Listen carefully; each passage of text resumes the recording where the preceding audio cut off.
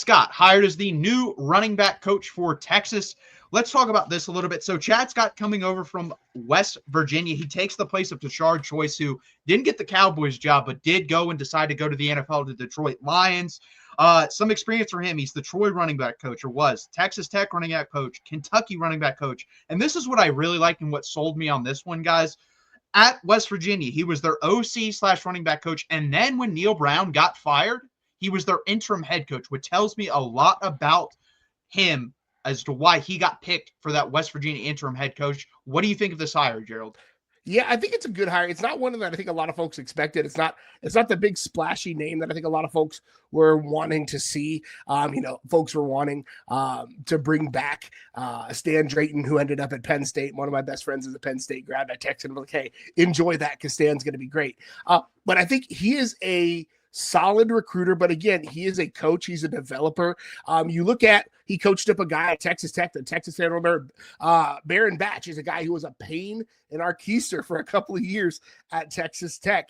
He coached up Letty Brown at West Virginia, who went from a 400-yard rusher to back-to-back 1,000-yard rushing seasons at West Virginia. It's like, he's a guy who's going to develop some of these backs.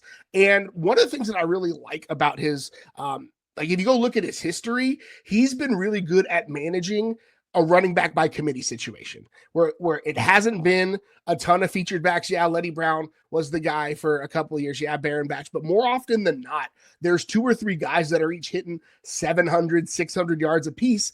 And I think that is the wave of the future for running backs and for running back rooms, especially with what Texas has right now. They've got a ton of talent in that room. They've got a ton of guys that want to play, but also they want to go to the next level, right? And a way to attract running backs, especially because running backs, very short shelf life, hard to get to that second contract. And a way to do that is to have a few fewer hits to the body. And so being able to manage a unit that has multiple guys in there, keep those folks happy, keep them around, keep them in touches while also developing them for the next level. I think it's a great hire. I think he's a guy who really you can trust to steward that room that has already been built. Yeah, 100%. So when I looked into him, it was a little bit disappointing to look at the guys he did recruit because he's never landed a top 50 recruit. But then you also have to look at where he's been. Like, let's be honest, Kentucky, West Virginia, Texas Tech, up until recently, haven't been places where you're able to land that guy. So that was a little worrisome. But again, when I go back to the point that I made about Dwayne Aquina, I don't think recruiting at one-on-one is the same anymore. So I'm really not that worried about it. Yeah. What I'm worried about is development. And like you said, he's done a good job. Hey, these are like 3-star recruits. He's developed them to where they reach that next level. A guy that's really, really good, and I like since he's been at West Virginia and now he transferred to Ohio State, is C.J. Donaldson. Yep, C.J. Donaldson is a really, really good running back, and he's going to have a really good year at Ohio State. And I think he's probably going to end up being like a 3rd-round draft pick when he decides to come out after next year. And this is a guy that was under Chad Scott. So I really like that. I also like that you pointed out by the committee, because let's be honest here, Texas has like 5 or 6 guys that could take carries this year, and they could legitimately earn those carries. Yeah. C.J. Baxter, Ricky Stewart, Christian Clark, Trey Wisner, all those guys are capable of running the football for this team. I didn't even mention a couple other guys. So I really do like that hire. I'm hoping he can keep developing like Tashard Choice could. I think right now, you have to say Tashard Choice was a much better recruiter. But again, he was at Texas recruiting these guys. Now, I will say he did recruit Jahmyr Gibbs to Georgia Tech. So that was a really good one. And he did a really good job with that, which is hard to get a guy like that to Georgia Tech. So we'll see how he does recruiting-wise. But I'm willing to give him the benefit of the doubt for sure. And again, you mentioned it when we talked about Dwayne Aquina. Recruiting is very different nowadays. Recruiting is, again, the types of guys that Texas is recruiting are going to get paid wherever they go, right? If they're going to go to Texas, Alabama, Oregon, A&M, LSU, they're going to get that check. They're going to get that bag. So it doesn't have a ton, like NIL doesn't really matter as much. So you're selling Texas, you're selling what you can do to get them to the next level. And I think Chad Scott's a guy who could sell both of those things. He's also got Florida ties. So you like having that. Texas has been really successful going into Florida, especially at the running back position, like being able to go into Florida, grab a running back or two from the Sunshine State. So having the Florida ties with him, he's been around the country. He's got some experience recruiting in Texas as well. He spent 3 years, like you said, at Texas Tech. So he's a guy who's got a varied experience, a varied background. And also, again, he's been a guy who's developed guys and gotten up to the next level. 100%. And that's, I mean, again, super important because, again, anyone in the top 20, 25 as a program in college football can promise you a certain amount of NIL. Texas may be able to offer a little bit more, but let's be honest here. If you can make way more money, like you said, in the NFL, like that second contract in the NFL, that's like chump change of what you're going to get paid in college. It does not matter. It will not make that much of a difference. I think that's a good thing when you can put out guys like, hey, this guy's a 3-star recruit, but I got him to the NFL. Hey, this guy's like a 2-star recruit, but I got him to the NFL. That's a really big selling point. So we'll see how he does. Grading this higher, how would you grade it? I think it's a solid, like, it's hard to grade it, but I would say like a B plus. Like, it's not, again, like, there are the unicorn hires, right? There is Tashard Choice, right? There is maybe Stan Drayton, is, I would say, like, Penn State probably gets an A plus for getting Stan Drayton, but like a B plus, even probably an A minus, like a solid coach, can recruit and has a history of developing guys up, managing a running back by committee. Like, I think he checks all the boxes. Yeah. So when I just look at him, I would say B minus, but then when I go into how Sark has done getting guys on staff and how they've done when they get there, he's a B to me. Like, that raises at least like a quarter of a letter grade, half a letter grade, whatever, because he really hasn't missed. Like, I haven't looked at anyone and be like, man, that was a bad hire. I mean, he's nailed Chris Jackson. He's nailed Jeff Banks. He's nailed Kyle Flood. He's nailed basically everyone. So the guy that folks were calling his hiring bust just got hired to be a DC at Georgia Tech, right? We were just talking about Blake Gideon getting hired away to be a DC. That was the one that folks were hating on, and he just got hired for the big job. Yeah, 100%. And that's the thing too. Like, if that's your worst guy, then you're doing a hell of a job. And also, it's just, Sark has done everything right. There's really nothing for me to bitch and complain about with him. So I'm not going to start that now. Let's jump over to this guy, Mark Orphey, corner coach, replacing Blake Gideon.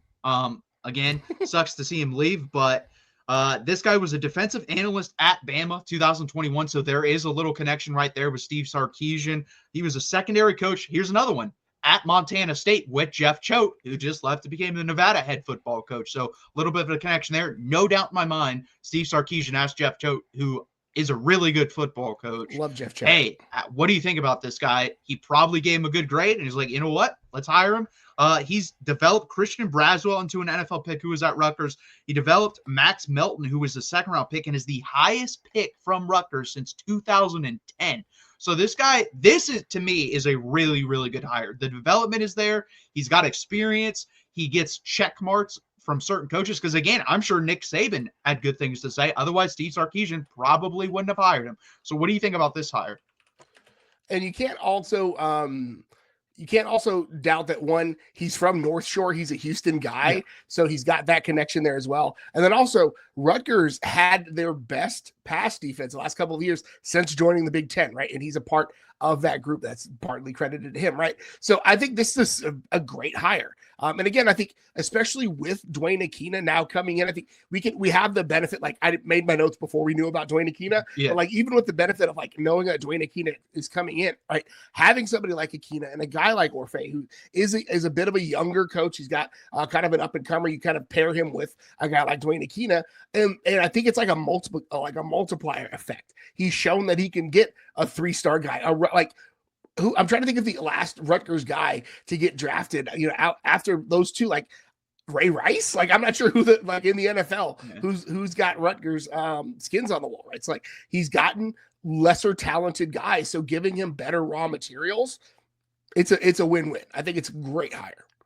Yeah, I agree. When I saw that and he was putting, like we said, lesser tier guys in the NFL and developing them at a level that hasn't been seen at that program before, that's immediately a big check mark for me. And then obviously, guys, I'm a big Jeff Choate fan. What he did at Nevada this year is underrated. Nevada was a terrible football program. And I believe they won like 4 or 5 games this year. So they almost beat SMU the first game of the season. They probably should have beat SMU. So they were a couple of 1-possession games away from a bowl. They were right there. Yeah, like, I would be shocked if they don't make a bowl game this year. So for me, Steve Sarkisian 100% called him. He 100% said, yes, I like this guy. No issue with hiring him because he was a secondary coach. So he's going to be the same position at Texas. So I love this hire. To me, this is, like I said, I don't think the Chad Scott's is a bad hire, but I think this is like an A hire. I don't think Texas could have done much better with the guy that can develop like this. Yeah, I'm with you there. I think he is absolutely a guy that Texas, and I think he's a guy who's going to be a fast riser. And I like him. I wouldn't get super attached to him because I think he's a guy who's going to come in, have a couple of good years at Texas, and then be off to bigger and better things. And not necessarily like in a bad way, but like we talked about with Terry Joseph leaving, with Blake Gideon leaving. Like this is a place that is going to get you to your goals. You come here, you kill it for 3 years, and then you get your big job. Like this is a guy, Mike Orphey, who's going to probably be on that track, right? He's a guy who's going to come in, be really good for a couple of years for Texas, and then get a DC job or get an NFL job. And that is how you want it to go. 100%. Like we said, as long as they're climbing the ladder of going when they leave Texas, we're all for that. We don't want to go back to like the Tom Herman, Charlie Strong days where the people were trying to jump off the boat of the Titanic because they knew they were going to drown if they stayed there. So it's a complete 180. We love the flip. It sucks to see him leave because we're losing a lot of big coaches. And I will say this too. We haven't lost the key coaches yet. It's going to be interesting if Kyle Flood decides to leave. What is that going to look like? That does scare me. I'm not going to lie about that. When Jeff Banks, if he decides to leave, that's going to scare me. How do we replace that? But those are really the two of like core guys that Sark needed and wanted, and they've been here the whole time. With the other guys around him, I'm not that worried when they leave. I'm just not.